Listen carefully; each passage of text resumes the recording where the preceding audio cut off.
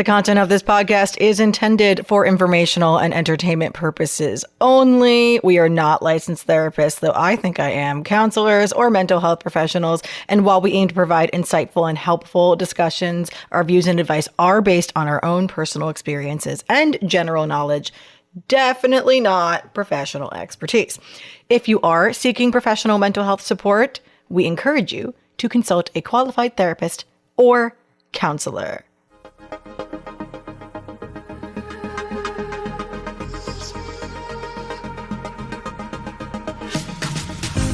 I see all these young ladies in person. They look so young and they just look normal, basic. As soon as I see the camera on them, oh my God, it's camera. Like soap opera, a filter. All of a sudden, they look so gorgeous. I'm like, wow, they look. I'm looking at them at the same time and like, on camera, you look amazing. Yeah. Okay.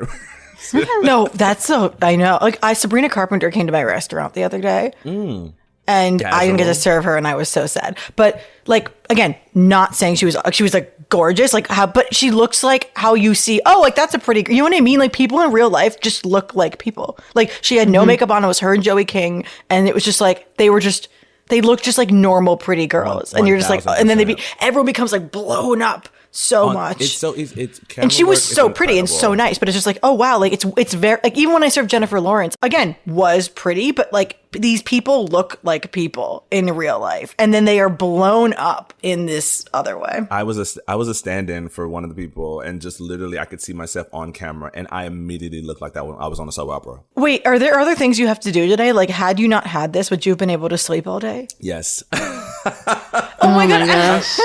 I'm so You're the best. Thank you so much. I'm in a mental warfare. I was in bed like, what the fuck are you doing with your life? Shut up. Drink your coffee. Boy, you know what's funny though? It's God. like this is actually a great place to start the episode at exactly this point. For those of you not knowing what we're talking about, Ashton was on a shoot last night that ended at 5 in the fucking morning, and now he is here with us at 10 in the morning. Which, by the way, was that because of you, Emma? Like, why are we here this early? We're normally at noon. It was. I can't remember. Is that right? It's okay. I'm just like, oh, is that I'm why? in San Francisco right now. Yeah, and oh my God, Emma's not even home. I'm starting my vacation after this.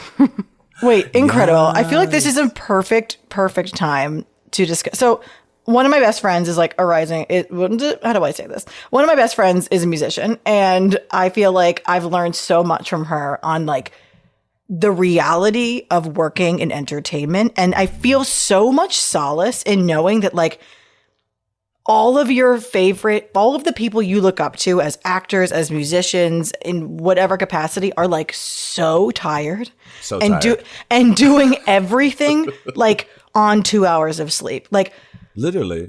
Like I have friends that have done the Today Show with like 2 hours of sleep and like just had to pull it off. And it makes me feel better because Ashton was saying before we hopped on here, like, oh, like part of it was like, oh, like, am I leading my life wrong? Like making everything so stacked? Like, no. Like, honestly, like the up leveling of your life comes after these periods where like you're getting 2 hours of sleep. Like it's not an indication of a failure of like time management or a lack of like proper planning. It's just like, oh, when everything's like starting to happen, the sleep's not going to happen. No. I believe this in my core. I'm reading a book right now because I'm really trying to up-level my life. I'm going through so many changes, and the book is called Think and Grow Rich. And it's about money specifically, but there's just so many ideas. It's all about your mindset. And the biggest question is, what are you willing to sacrifice for the things that you want?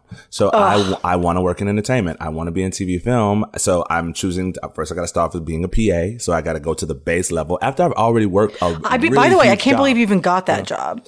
I mean, it was a friend of a friend, and that's another thing in this business, and we live in LA, it's so much networking, and I didn't know that a year ago. I was like, I heard about it, I was like, sure, but it really is. And like, what even is networking? You know what I mean? God, literally. Like, what does that even mean? All that really means is like, oh, like people trust people that the people they trust. Oh, yes. Put that I love this show because I want the captions from Stephanie Sherry, and I was like, that was one. That was it. I love those little, what do we call those? Quotes? I think that'd be accurate. What do we call those? A good quote. Pull quotes. Pull quote. That's it. Pull that. Yes. Pull this out of your ass. To what you're saying about entertainment, that's so real. I think what we never see is everything behind the scenes that whether you said musician, actors, they are doing 12-hour days. Now, don't get me wrong. Of course, like your best celebrity has a stand-in and has someone, you know, an assistant, has all these things around it. But no matter what, they're going to be on set for 12 hours, whether they're in their trailer, but when it's time, they have to go be there for however many hours. And then get, like you said, 2 hours of sleep, do the next thing. Now you got interviews. Now you got, you know, everything else. So we rarely see that side, but it's daunting sometimes. Yeah, a good friend of mine is going to be on my upcoming pod. He's the drummer for Billie Eilish, and we were literally neighbors growing up. My girl, I'm sorry, I love you, Billie Eilish. If you ever we see love you this, too. We love you. She's great. She's great. I have like literally no tea because you know they're very respectful. But I feel like, you know, he was talking about. He's like, yeah, like. Because I was just saying, it was like, how the, like, because it's such an unbelievably specific meteoric rise from like just indie to like literally like ubiquitous in culture. I can't really think of anyone else, even like Chappell Roan, like Sabrina, like other people that have risen really what feels like quickly, even though we know it's not. Like Billie, I think, is specific in that she went from like kind of indie to like what feels like everything except the Super Bowl, like every award. Do you know what I mean? Yeah. And anyway, he just said something great on my pod where he was like, you can't, like, no amount of like nicer and nicer accommodations, like nothing prevents jet lag. Like, you know what I mean? And like, it's not to say that like no one's grateful or what, but you know what I mean? It makes me feel better. It's like I mean, it's like what Taylor Swift says on the football field, like jet lag is a choice. You know, it's like, I just feel that's it. That's like Taylor Swift. And I'm in my, can I just show? I'm in my brand new Taylor Swift sweatpants, which I got because I am a super fan. And they were like, Spotify was like, you're a super fan. Here are these exclusive pants. And I was like, take my money. Taylor Swift is only in my world because I watch the NFL, and so her dating Travis Kelce, it's like she pops up so much now, and I was like, oh, there she is again. No hate, I love Taylor Swift's music. I just don't listen to her as often, but I know she's a love. Billie Eilish is my girl. And so when you brought Billie Eilish up, and I'm late to the party, so I didn't even know the jump between she was like, you know, more indie and more quiet. I got in there like, you know, her first big album, you know, when it came out with the black background and her in the white and all that.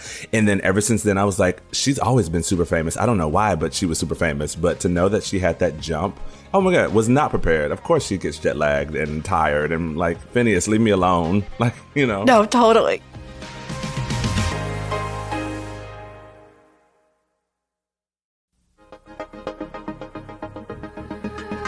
Welcome to Lattes at Lucy, a special bonus series of the Royals of Malibu. And please remember, if you want to be on this incredibly chaotic but beloved show, you can write or upload your questions at emeraldaudio.co/latteswithlucy for a chance to be featured here on the show. Check out at the Royals of Malibu to learn more. We are so lucky, Emma, because we are joined today by Ashton. And I don't think anyone understands that Ashton is the god to which we pray in the Trom universe. And we're just very honored to have you Next here. to Reed. Next to Reed. Ashton and Reed. Ashton, nothing makes me happier than your random cameos in the series, but please do tell everyone what you do on Tron. All right, so Ashton Carter here. I was the production manager and a little bit like a little assistant direction in there as well. Oh, for sure. Yeah, for sure. And a little acting, like you said, a little background acting. Yeah, it was a lot. I mean, what was it? Were you like you were some teacher at some point and I was just gagged. Just the lawyer too. The lawyer. I was a lawyer great. in season 1. I remember in season 2, I'm like one of Reed's boys, like with Reed and Easton at one point are at the beach, and I'm like, "Yo, bro," you know. I was like, "Okay, give me direction. How do I be a bro?" And like, it was like, "Just go for it." No, but you were like a teacher once, or like a I think it was a lawyer. It was a teacher, even maybe. Were you like in like the yoga studio or something? Yeah. Oh, That's what it is. Yes, Oh, yeah. I was the Were you meditation. like you're like hold your pose? I was like, oh my God.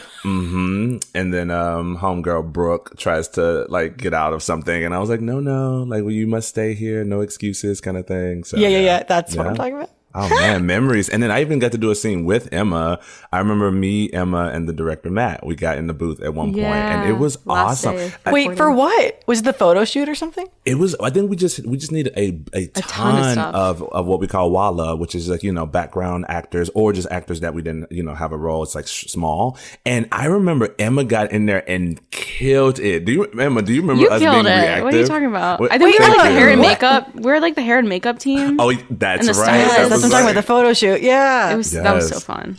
That was so much fun. Wow. More to come, fingers crossed. But yeah. More to come for us all. Who knows? But thank you for having me. Yeah, it's been a pleasure. I've gotten to work with Stephanie for both 2 seasons and same with Emma. And I worked a lot behind the scenes. So again, I'm the production manager. So pretty much from development to distribution, I was there seeing how all the sausage gets made, as they say. Unreal. He really just kept the entire production running It was smoothly. great. And kept a great energy and attitude with the cast. Like, you guys were a fantastic cast. So from emailing your agents to actually working with you That guys was in you. the studio. You're like, here's the production schedule. Yeah, exactly. So yeah. Wow. Ashton, it's the perfect combination of like production and like type A brain and like spiritual type B brain. You're just a full human, and I'm jealous. That's me. So, I know Matt was on the show, and also Lindsay and so many people. So we work together, and they tell me that same thing all the time. And I really value that about myself. I'm a people person. So the first thing is, I got to make sure you feel good, because I really believe when you feel good, it's when you're going to bring your best performance. It's when you're going to feel the safest. And so it's really important for me and my work and my line of work to make sure that anybody I'm working with, whether it's talent or crew, that you feel comfortable and great. But then also, let's be logical. Let's make sure that your acting is good. Let's make sure that you're delivering the lines. We're going to take multiple takes. Let's make sure we're really getting the performance that the audience is going to love. So it is, oh my God, I never think about myself like that, but it's like kind of thinking in the now and then also thinking in the future. It's like, let's all feel great now, but let's also make work that's going to sound good later, kind of thing. Yeah. Yeah, you're just like orchestrator of vibes and orchestrator of production. He does it all. Put it on my resume. Thank you. Hello. Are you ready, Ashton, to orchestrate some advice for these fans? Oh, wow. Yes, I'm ready. I got my latte, if you will. Pumpkin I do spice. too. Oh my God. So here's what I'm doing. I've been like learning to lift. And by lift, I mean like 5, 10, and 25 pounds. But listen, I'm working with a personal trainer. Okay. We're starting small. Yeah. And she was like encouraging me as like wherever possible to add protein wherever possible. So I added a protein powder to my latte this morning. Ooh, how is it? It's not horrible. Okay. Is it great? Is the texture what I want? No. I gym, so I love me some protein powder, so I'm jealous. I'm like, what kind you got? What flavor you got? Let me know if you need recommendations. Oh, I definitely need recommendations. My problem too is that I'm lactose intolerant and my body doesn't like the pea protein and all that, so it's just a problem. So you need always. a specific one. You need like always like almost like vegan. I don't know. It's like vegan but also not. Anyway, this is fascinating. Sorry, fun facts. Let's jump in. Are we ready for question 1? Today's questions are good. The first one has to do with work, and the second one has to do with a boyfriend. So I thought we'd start with work. And this one's written, and this is from Kayla, and she's from California. You ready? Ready? Yeah. It's a bit long. Okay. I've been in my current role for a little over 2.5 years. In that time, I've received 1 promotion with a pay bump. I recently found out that a person that was hired 7 months ago is making about $15,000 more than me. This has been incredibly frustrating as she was hired at a lower title, and despite her having been here for several months, I am still having to teach her how to do several aspects of her job. She says that when she negotiated with the company, they told her that she came in with more experience, but without getting into too many details. The experience she has was not actually relevant to her current function, whereas mine was. I strongly feel that given I have 2 years in this actual job, it's not actually sufficient for me to just be matched to what she's making, as I still have a higher title and am still effectively training her. What should I do? I know, that's so good. And what a hard one. Stephanie, do you start or? No, take it away. It's a really good question, though, because I'm in that same space of life where I haven't been in this professional space for a long time. I served tables for a long time. And then all of a sudden I was plucked out and put into a company. And company politics are real, where sometimes you do know of other people's salaries, of other people's experience and background. And so the first thing I thought was the importance of advocating for self it's like your issue isn't really with the woman who got the job and who's, you're training and you're helping. The issue is more so with the company. So whoever your higher up is, if go to a person that you can really connect with and be honest with. If your company is that kind of space, if your company creates a safe space, I hope that you have someone that maybe you could discuss. You never want to reveal that someone else's salary or kind of use that as leverage, but you could say, hey, I say lead with your story. I've been here for 2+ years. I've been doing this much work. What is the process for promotions? What's the process look like for raises? Because I feel like I'm really, bringing my best self. I'm bringing my best work. And now, I love being, what you can say about that person is that, and now I'm helping this person who's come learn XYZ things. I'm training. Training is always a big thing. It's like, wait, they got you doing things that sometimes upper management does. So I think it's really good to maybe lead with a lot of the things that you do, that you've done, things that you're currently doing, and your goals. I've been in a position of leadership, and we love hearing what your goals are, and just coming with asking for transparency. There's nothing wrong with that. Wow. That's it. Yeah. No notes. Ashton, that was great. Anyone who's listened to this pod knows that I have literally no corporate experience, and even the corporate jobs I have worked have been in wildly creative fields. And so, this is not in my wheelhouse, though I do understand emotionally what is happening here. And I think it's hard. It's one half of this is where is there room to advocate for yourself and where is there room to demand more? And the other less fun part of this is where sometimes are things just so unfair, and how do you also navigate that? And so it's I absolutely think you need to be very clear and ask for a raise. And who knows, you either are going to decide to stay with this company and hopefully you get proper compensation, and that's great, and she was the catalyst for this amazing up leveling in your life. But there's also a world in which they won't say yes, and then you have to really rethink if you want to be at a company that doesn't value you. I think either way, this is the precipice of something new. I think what can't happen is staying in this exact position that she's in, obviously, because it sounds like there's a certain resentment, a level of resentment that's starting to be built up. And again, you don't want to be anywhere that's causing you to become resentful and bitter. No. I love this quote in my job searching. I heard, if you don't like where you are, you have to change where you are, not who you are. So you don't start to alter yourself and be angry at the new hire, angry at the company. No, and Stephanie, incredible advice on the emotional side, because there is a level where it won't be fair. And what if what if you do all these steps and your boss is like, no, we don't have a plan for you. Not yet. I love the thought you're on the precipice of a change. And so embracing the change, which change is scary. I know it more than as so many other people do. Change is scary, but that's where some of the most exciting adventures begin. And, with a little scare, Yeah, it's some things are, this is I'm in a constant battle working at my restaurant. I love it. I also deeply hate it. And, my podcast, I think this episode, it's really hard for me on this podcast to remember when these are coming out.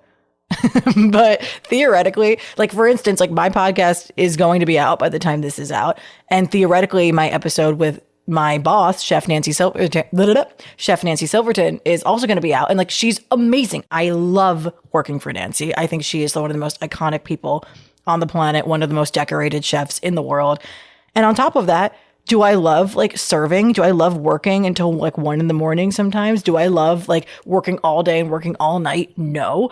But no, but I know what it's for, and I know what it's serving. It's allowing me to live in Los Angeles. It's allowing me to have my own place in West Hollywood. It's allowing me to have my days free to work on creative things like this podcast and my podcast and acting auditions and, physical health and all of that. And I lead a lot of the time when I'm working on pods and when I'm just auditioning on my own or I'm just doing my own thing. like it's a very social job. And so my point is like it's so easy for me to explain to you why like serving at a restaurant sucks. It's like the most obvious argument ever. I have like 100 reasons why it's horrible, and you all can imagine them if you've worked in hospitality or not. Absolutely. But my point is I've been in a really interesting like reframing period right now. And by the way, it's not all the time. I call my friends all the time being like, like freaking out about it, and they're like, you're doing this for a reason. So I think there's a certain threshold of bullshit that you can put up with if your why is greater than like the bullshit you're putting up with, it's worth it to stay. If it's starting to feel like the opposite, it's time to go. Yeah, I think just a good analyzation of life. Again, man, if we talk about a story, like in the past year, I went freelance. I was working full time for a company, making salary, getting insurance, all those wonderful benefits of a full time job. And you said bye. And I said bye. I'm like, what? And so to this listener, oh my God, like it was crazy. I just reached a place where the content that I was working on, like, don't get me wrong, some of the shows were fantastic, but some of them I was like, I just don't have interest. And I learned about myself that if I don't have interest in what I'm working on, I'm going to be the slowest sloth you've ever seen getting it done. But if I love something, I'm fired up, I'm passionate, I'm getting it done twice as fast. So I had to make a decision. I had to come to Jesus, if you will. I don't know, not to be religious on the show or anything. Do whatever you want. Okay, go. As they say, come to Jesus. I had to stop and weigh all of my options. And I really encourage you to get down a pad. If you're old school like me, get down a notepad, or if you want to type anything up, but really list out what are your goals, whether that be your job, whether that be your duties, whether that be your salary. Write down all of your literal goals, like make it visible so you can literally stare at it and go, okay, this is what I want to be happy. This is what I need for, like Stephanie said, for the why to be able to overcome whatever it is. So if you want that, if you think this place is going to eventually give you the salary you want, then it's worth, doing this time, like literally paying your dues in order to get what you want. But if you think that there's no future with this place to cover those goals once you've written them out, then what's the next step? Where do we need to go? That's such a good point. Because, right, like maybe she does want to stay with this company because it is completely aligned. She's just feeling mistreated. So it's like, I don't know, Emma, you need to talk on this because you work in a corporate place. No, I think if you have the evidence, what do you have to lose? Like worst case scenario, they say no. They're not going to judge you because you literally have proof that someone is making more money than you that is doing the same job. So by no means is it crazy for you to ask what you want. As long as you have like the data and the evidence to back yourself up, you should always ask for what you want. Yeah, sounds like a good cup of courage. I love what Emma said. Ask for what you want. A good cup of courage. Yeah. And I think you're right. It's like, unfortunately, I feel like I'm always the one that's like, well, being like really practical, but it's like, unfortunately, like people are going to take advantage of you until you stop them. And I don't mean that in like some cynical way. I just think like companies are companies and like they're going to take advantage until they're told they can't. Absolutely. It's just how it works. The goal is for them to protect themselves. They're not going to protect you. So your goal has to be to protect yourself just the same way. So it's business. Everything you discuss, anytime you go to them with a question or an ask, it's because you're protecting yourself the same way that business protects themselves. On that note, let's jump to a quick break. And when we're back, we're going to answer a question about moving in with a boyfriend. Ooh.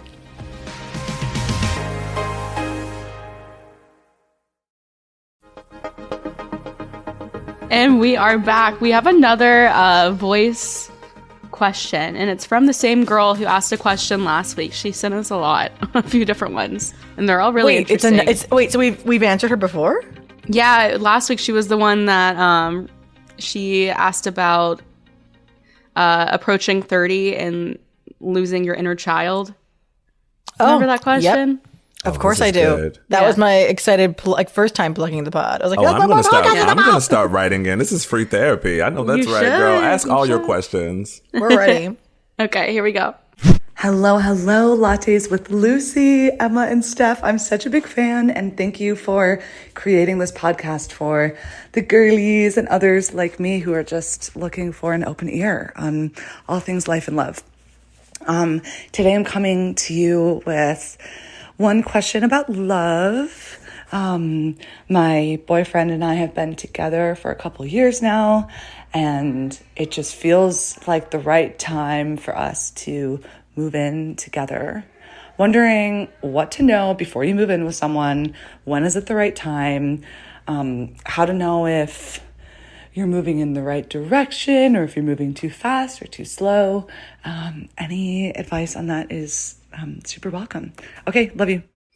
So I feel like do any of us live with our partners? Have a partner? How do we feel? Literally, as everyone knows on this pod, don't live with a partner and never have. So anyone else, take it away. I do not, but I've been close to. Okay. And I read a lot about this subject. Emma, go ahead. Emma. Oh, it was like part of the reason we like broke up, but Ooh, yeah, he wanted me to move in with him, and I said no, and then he broke up with me for saying no. Okay. Was there way more surrounding that though? Like, was that the deal breaker? That's like, because if there was no, definitely way more surrounding it, but I think he like was really offended by it. Mm-hmm. It kind of put the nail in the coffin for him. Yeah, and we were only dating a year. I don't know, like I go back and forth on this topic. Like, I think for a while, I kind of thought that, like, I don't want to live with someone until I'm married or whatever the equivalent. I also, sometimes I'm like, do I ever even want to get married? Like, whatever, some kind of, like, long-term commitment, I think needs to be set before I move in with someone. And the reason is, and, like, there's a lot of data that backs this up, is a lot of people do not leave relationships that are not working if they're living with someone, because it's a lot harder to, like if you're sharing the cats, if you're reliant on them for half the rent, if you love where you live, like it's really hard for you to leave a relationship that isn't serving you if you're stuck with them and you rely on them for that. So that's why, like, I do think moving in with someone, it's a commitment it's a long-term commitment. It should never be done out of convenience. It should be done out of mutually feeling ready for it. Yeah, feeling ready for it. See, this is what me and Stephanie were talking about, Emma. Your youth and your knowledge, like, there are 60-year-olds who can't even decipher that the way you just did. I'm like, oh my God, that's so good. There are like 60-year-old moms listening being like, fuck. Looking at Harry in the kitchen for the 80th time and just like, God damn it, I want to leave. Yeah, I think, the pandemic was such an indication of this. I feel like so many of my friends, because of a global disaster, like either jumped into living together or like were, forced to live together, whatever. And it was a make or break moment, I feel like. And not everyone. I mean, there are plenty of them that made the decision around that time. And then the pandemic just, whatever, this is irrelevant. But the point is, I feel like the pandemic made or broke. Yeah, the pandemic. Past tense. No. The pandemic made or broke many, many, many couples around the planet. And I think it was a great indication of exactly what Emma's saying, which is like living together is a massive step. And I don't know what the deal is, but I do feel like in recent history, it's felt like less of a big deal. It's very strange because, in the past, you would only move in together once you were married. Then I think a very important shift happened where it's like, well, how the fuck can I marry someone I haven't even lived with? Like, how do I even know if we're compatible? That's, at least my perspective is like, how the fuck am I going to marry someone if I've never lived with them? And, to me, that's like crazy because I feel like that to me is like the truest version of self meeting the truest version of the other person's self. But I think that I just agree with what you said, Emma. I think it needs to be a choice that feels like the right thing for the relationship and not what I think it can be for a lot of people, which is just like a desperation to feel like you're moving forward in life. And I think like it's like it needs to be something that feels right, not because it's like a symbol of something more. 1000%, Stephanie. So many people. Says me, who has no fucking idea what she's talking about. So many people end up in a terrible situation because of status or what they believe is supposed to be. Like they've, grown up and been conditioned to, we're supposed to be in a relationship by this point. We're supposed to be living together at this point. We're supposed to be married by this point. And it's like, that doesn't work for everybody. You have to know what works best for your relationship. I'm in a relationship. My partner, we've been together together 2 years to celebrate our 2-year anniversary. Yay! And to the listener, it is my very first relationship too. So all of this has been so much a learning overload. It's like, wow, okay, I had no idea all these things. And so my perspective on this question is, me and my guy, we don't live together yet, but we talk about it. We talk about future things. We know that's something that both of us want down the line. For now, it's a matter of like our finances aren't in the best place. Like that we want to move in. We want us to like have the best version of that. So we want to be in a great apartment. We want to be able to get anything we need. We want to be able to like not struggle while living in that apartment together. So that's one part. And then I would say the other one, naturally, what I'm feeling is that y'all guys, like after 2 years, there was a part of me for a long time. I had just gotten my first apartment a little bit before we got together. So I had to let go of self so much. I was like, this is my apartment. I've never had this before, but then I'm like, I love you, but also this is my space. But now after 2 years, I came home the other night from work. We mentioned that I've been on this shoot that's like going to 5 a.m. in the morning. Yo, I came home at 5 a.m. and my house never felt so lonely and quiet. I was just like, I looked at my bed and I was like, I wish baby was in there with me, you know? And I told him that too. Like, I really do feel that. Like, it was like, oh, see, but there you go. Not to interrupt you, but like, that's the moment. Please. It's like, you are arrived. It's like, that's what we're talking about. Like, you didn't think to yourself, oh, like, I'm 33, 34. Like, it's damn near time that I have like a partner that I live with. I better do this. You literally came home delusional, and in your delusional, exhausted mindset, we're like, I would love to have him here. And absolutely. That's what we're fucking talking about. That was arriving at it naturally, Stephanie. Exactly. And it's each step surprises me. I'm like, I had no idea I was going to feel that way. And it's the most lovely I can't discovery. wait to feel that way. Yeah. You know? Yeah. So that would be some advice there from my end. That was really good. No, you guys were great. I mean, because like I think I love that the three of us kind of have all these three different perspectives from where we're standing. So I loved each one of those, and I was like, oh, let me come in with like, I actually do have a relationship, and you know, this is where I'm at so far. You know, but it's about communication. If we talk about relationships, the number one thing I can't say this enough is communication. Communication. I think those couples that we're talking about that force it or feel like they have to do something, they're not openly talking about, hey, I kind of feel nervous about this, or hey, like Emma said, you have to be able to be your authentic self with this person. So if marriage or moving in with you is not even on your radar or something that you aspire with by yourself, you have to be able to say that. You have to be able to have a hard conversation with your partner. I have a friend, I always use him as example. Him and his partner, they have been together 9 years, do not live together. My friend came in at the very early stages of their relationship and said that was a non-negotiable. That friend has a kind of a Will and Grace situation. So they have like, they live with their best friend, and they were like, that's the person I want to live with. Living with my best friend is perfect. Me and you are great together. I want to be with you, but I also just want to live with my best friend. And that's working. His partner accepted that, you know? Yeah. Yeah. It's like, this is kind of a weird way to put it, but it's like, in a way, it's like, I'm so thrilled that Laura asked us this question, but I don't know if I want to say this, but part of me is like, I think it's a really fun topic to discuss, but it's not a question that we could possibly answer for you. Yeah. And I'm so thrilled you brought it up. Like, hello, like, please don't misunderstand me. But part of me is just like, we can't be seeking outside ourselves for answers to these kinds of questions. The only one who's going to know is you. Yeah, because the two people who have to live in that house is you two. It's like, how, the question is like, when do you know if it's the right time? Like, when your body says it is. And by the way, and your partner too. And your partner too, yeah. Like, it's a two-way street. Yeah, I feel like it doesn't have to be a full body yes, but like, I've been learning more and more lately with like, I know I mention my podcast a lot. It's just because it kind of is my relationship of this year. And in terms of just like, it's the thing that's like challenged me the most. And I feel like it's really required me to know that not everything's going to be a full body yes, and that's okay. But it can be like a whisper of a yes. And I feel like if there's like a really, really small voice inside of you that's like, I'm scared, but I think I'm ready for this, like, go for it. Not everything has to be like, yes, I am ready. Because like by the time you wait for that, yes, I'm ready, it could be too late. I don't know. Does that make any sense? Yes, but also I'm like, on the flip side of that, if there is something inside of you and that little voice is saying, no, I'm not ready, listen to that as well. Don't ignore that voice. Yep, 100%. Where both things are true. It's like the yes could be soft or loud, and a no can be soft or loud. Deep. Deep.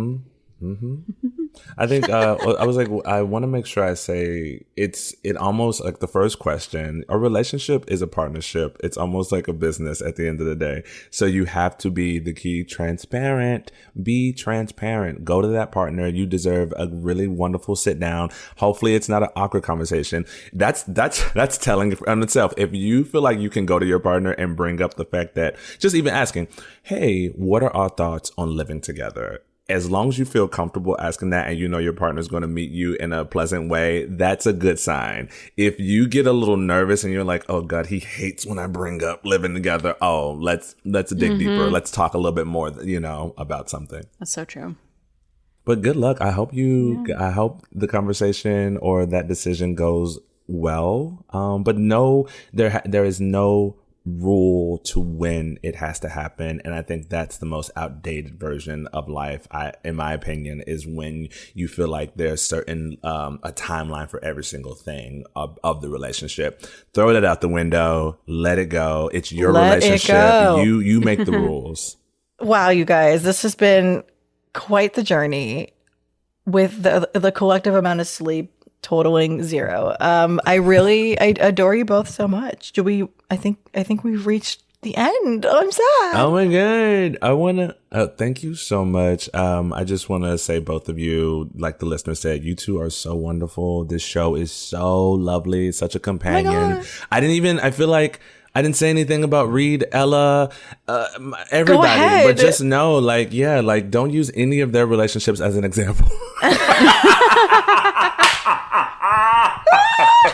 Yes, I've been watching obsessively Tell Me Lies, as everyone has, and I feel like yes, we just start talking about that instead. I think this is obvious, but for anyone listening, especially our really young fans, the things that are for entertainment are for entertainment, and to shed light on what can be fucked up in relationships, and do not seek to emulate that, please. Yeah, thank you. I love if anything, from what we've talked about, I feel like if I can pull anything out my butt right now is the transparency factor. Let's all remember that moment where Ella and Reed were not being honest. They were keeping stuff from each other. They were holding stuff in, and you notice as soon as they both decided to share their most authentic self, they were their most honest truths, that's when the relationship got so much better. So the importance of transparency is key. Yeah, it's key. Now we can end the show because I acknowledge the Royals of Malibu.